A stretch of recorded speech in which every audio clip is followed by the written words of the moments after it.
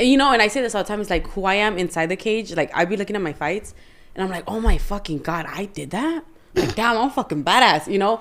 But because who I am as a person is just, I don't know. I look at myself and I'm like, dude, I fucking blacked out. I don't even know. That's crazy.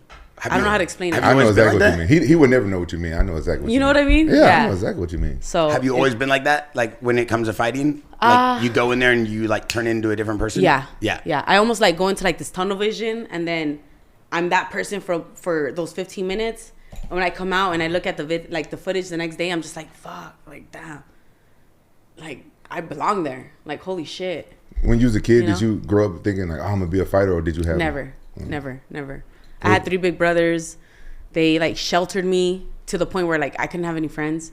My friends were their friends. Like all the guys, they took care of me like their little sister. And then, yeah. You grew up like a tomboy? Total tomboy. And what age were you when you started martial arts? When my dad kicked me out. So I was like 16, 17. What'd your dad kick you out for? I was fucking up. You was fucking up. You was a problem child. Well, I was. No, but not like because I just wanted to, you know? Like we grew up in a fucked up neighborhood. So it was just like. What city? In Phoenix. I grew up in Maryville, Arizona. And it's a bad neighborhood. And they kept my brothers out of the streets by keeping them in sports. And me, again, they sheltered me. So it was like homeschool. I wasn't able to have friends. I'm like, can I have a friend over? They're like, no. The fuck? You have friends? No. You know, and yeah, I grew up super strict Mexican household. Are you Mexican? Yeah. Are you Come on, serious dog. right now? Come on. Well, how long you been Mexican? What are you looking at the whole time? What are you looking at the whole time? Huh? Do you ever look back now and be like, yeah, they were just trying to look out for me the best way they could by trying to keep me away from trouble? I started fucking up after my brother passed away. Started doing drugs, sneaking out, partying like crazy.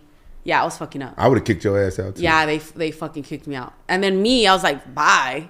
You know what I mean? And how old were you? I was 16, turning 17. Where did you go? It was December. I went just to my friend's house, you know, couch surfing. Were you in school? No, my mom took me out of school. I was a dropout. Out of high school? High school. Did you ever go back? Never went back. So then how did you make the transition to fighting?